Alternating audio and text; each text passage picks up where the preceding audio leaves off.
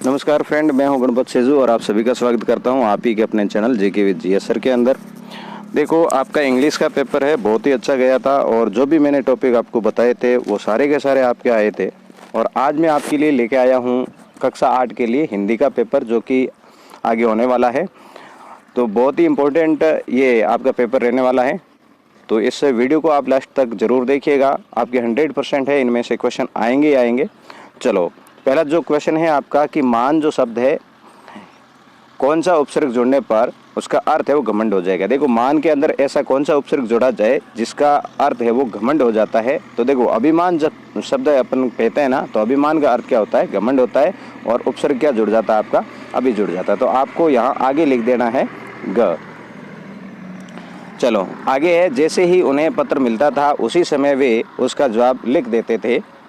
यह स्वभाव था। तो ये स्वभाव किसका था? तो ये स्वभाव था महात्मा गांधी का। तो इसमें राइट आंसर महात्मा गांधी हो जाएगा। देखो, आंसर जितने भी है कंप्लीट आप याद कर लेना, इनमें से ही आएगा, बाहर से आने वाले नहीं है। किसने तेज गति में संवाद पहुंचाने का सिलसिला है वो शुरू किया था?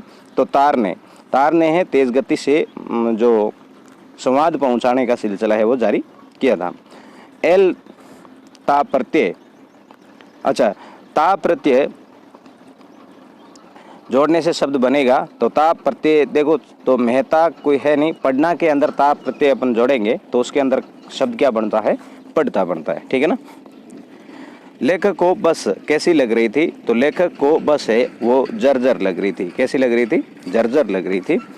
आकाश की असीम ऊंचाइयों को नापने की बात किसने की?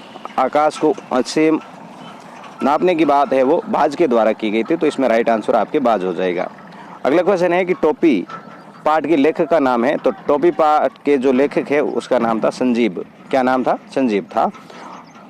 तंद्रालस शब्द का अर्थ है, तंद्रालस शब्द का अर्थ है अलसाया हुआ, ठीक है ना। आलस को तंद्रा कहते हैं, तो तंद्रालस जो शब्द है इसका अर्थ हो जाएगा अलसाया हुआ। दर्जी ने टोपी पर कितने फुदने लगाए? तो दर्जी के द्वारा टोपी पर 5 फुदने लगाए गए। तो वो वेरी इंपॉर्टेंट क्वेश्चन है, ध्यान रखना आप। बस की यात्रा में बस कैसी थी? तो बस थी वो वयोवृद्ध थी। कैसी थी? वयोवृद्ध थी। अचानक सांप की गुफा में क्या आकर गिरता है? तो अचानक सांप की गुफा के अंदर बाज आकर गिर जाता है। कौन गिरता है? बाज। कविता ध्वनि में किस ऋतु का वर्णन किया गया है? ध्वनि जो कविता है उसके अंदर बसंत ऋतु का वर्णन किया गया है। तो इसमें आपके बसंत हो जाएगा। 13 से 20 तक जो क्वेश्चन है ये आपको 20 शब्दों के अंदर करने हैं। तो देखिए, 13वां जो क्वेश्चन है कि गांव की महिलाओं की साइकिल की तुलना किससे की गई है? तो 20 शब्द की बात की गई है यहाँ पर। तो गांव की महिलाओं की साइकिल की तुलना है किससे की गई? तो हवाई जहाज से की गई है, ठीक है। सुदामा की दीन दशा के बारे में श्री कृष्ण को किसने बताया था? सुदामा की दीन दशा के बारे में श्री कृष्ण को द्वारपाल ने बताया था। किसने बताया? द्वारपाल ने। कामचोर कहानी क्या संदेश देती है? कामचोर जो कहानी है ये क्या संदेश देती है? तो कामचोर से यही सीख मिलती है कि काम के लिए समझदारी होना आवश्यक है। बिना सोचे समझे किया गया काम हमेशा नुकसानदेह ही होता है। डॉक्टर मित्र ने किसे अनुभवी बताया है? तो डॉक्टर मित्र ने बस को अनुभवी बताया है। चिड़िया अपनी सोच में क्या दबाए हुए थी? तो चिड़िया अपनी सोच में तिनका दबाए हुए थी। अब आपके देखो यहाँ पर 3 पर्यायवाची शब्द लिखने हैं। तो आंख का पर्यायवाची लिखने हैं। आंख के 3 पर्यायवाची होंगे, नेत्र, नयन और लोचन। रात्रि के हैं रैन, रजनी और यमिनी। और औरत के हैं जोरू, घरनी और महिला। अगला क्वेश्चन देखें तो फूलों को अनंत तक विकसित करने के लिए कवि कौन कौन से प्रयास करता है? तो फूलों को अनंत तक विकसित करने के लिए कवि के द्वारा किए गए प्रयास कौन से हैं? तो फूलों को अनंत तक विकसित करने के लिए कवि उन्हें कलियों की स्थिति से निकालकर खिले फूल बनाना चाहता है। कवि का मानना है कि उससे जीवन वसंत आया हुआ है, इसलिए वह कलियों को हाथों की वासंती स्पर्श को खिला देगा। निम्नलिखित शब्दों में के विलोम शब्द लिखो। तो निम्नलिखित शब्दों के विलोम शब्द है कौन से हैं? तो श्री गणेश का इतिश्री, आश्रित का बेसहारा, राजा का प्रयास, प्रजा और साक्षर का निरक्षर। अपने गांव लौटकर जब सुदामा अपनी झोंपड़ी नहीं खोज पाए तब उनके मन में क्या क्या विचार आए? कविता के आधार पर स्पष्ट कीजिए। देखो 21वां क्वेश्चन यह है, या तो ये करना है या फिर आधुनिक संसार के साधन पत्रों का मुकाबला क्यों नहीं कर सकते हैं, ये करना है। तो हमने है आधुनिक संसार वाला लिया है। आधुनिक संसार साधनों में telephone, SMS, mobile, fax, email आदि के द्वारा संदेश तो भेजे जा सकते हैं, लेकिन उनका रूप स्थायी नहीं होता है, जबकि पत्र का रूप स्थायी होता है और पत्र इन साधनों के मुकाबले सस्ता पड़ता है। इस कारण है ये होगा। निम्नलिखित गद्यांश को ध्यानपूर्वक पढ़ना है और छपे हुए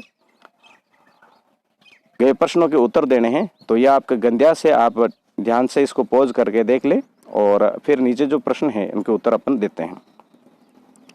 बदलू किस पर बैठकर काम करता था?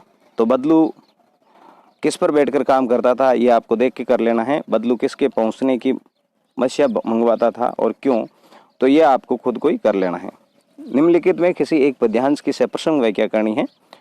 शीश पगाने जगा तन में प्रभु जाने को, आई बसे कोई गामा, धोती फटी सी लटी दुपट दपुटी, अरु पाए उपाने को नहीं सामा। हे प्रभु, द्वार पर एक बहुत दुबला पतला ब्राह्मण खड़ा है, उसके माथे पर न पगड़ी है न देह पर कुर्ता, न जाने कौन है, कहाँ घर है। वे एक फटी पुरानी धोती पहने हैं, उसके पैरों से जूते नहीं हैं। ये है और बड़ी देर से वे यहाँ का वैभव देखकर चकित हो रहा है। वे आपके महलों का पता पूछ रहा है और अपना नाम सुदामा बताता है। घायलबाज को देखकर सांप खुश क्यों हुआ होगा? तो घायलबाज को देखकर सांप इसलिए खुश हुआ होगा क्योंकि घायलबाज जब अब उसका अहित नहीं कर सकता है, अब उसे बाज से डरने की आवश्यकता नहीं है। जीवन भर निरीह और कमजोर प्राणी तथा स्वयं उसका भी शिकार करने वाला बाज अब स्वयं असहाय अवस्था में पड़ा है। बाज शीघ्र ही मर जाएगा। अपने स्वभाव शत्रु को मरणासन के निकट देखकर वह खुश हो रहा था। टोपी पहनते ही गौरैया के मन में क्या इच्छा जागी तथा टोपी पहनकर गौरैया की क्या प्रतिक्रिया थी, ये भी इंपॉर्टेंट है, इसको भी आप ध्यान रखना। अब देखो यहाँ पर लास्ट क्वेश्चन है 25 नंबर का कि निम्नलिखित में से एक विषय पर 150 शब्दों में निबंध लिखना है। होली एक रंगों का त्योहार है, स्वच्छ भारत अभियान, सती प्रथा एक सामाजिक कुरीति और 21वीं सदी की महामारी। यहाँ तो आपको ये निबंध लिखना होता है, या फिर है आपको देखो कहानी लिखना है। तो कहानी कौन सी है? ईमानदार लकड़हारा, दो मित्र एक भालू, लालची औरत, लोमड़ी और अंगूर, इनमें से एक पर लिखनी। अपने प्रधानाध्यापक को एक 2 दिन के अवकाश हेतु प्रार्थना पत्र लिखना है और यहाँ फिर आपको एक स्थानांतरण पत्र हेतु प्रार्थना पत्र लिखना है, दोनों में से एक करना है। तो ये था आज का पेपर, आपको कैसा लगा मुझे ज़रूर बताना। यहाँ मैं आपको देखो पूरे जो व्याकरण के हैं आपके कौन कौन से क्वेश्चन आएंगे वो भी मैं अलग से वीडियो लेके आऊँगा कि प्रार्थना पत्र कौन से इम्पोर्टेंट है, पत्र आपके कौन से इम्पोर्टेंट है और संवाद कौन से आ सकते हैं और व्याकरण के पर्यायवाची विलोम शब्द वगैरह कौन से आ सकते हैं, उसके लिए अलग से वीडियो लेके आऊँगा। तो इस वीडियो को ज़्यादा से ज़्यादा अपने दोस्तों के साथ में शेयर कर दीजिएगा। मिलेंगे नेक्स्ट वीडियो में, तब तक के लिए जय हिंद, वंदे मातरम।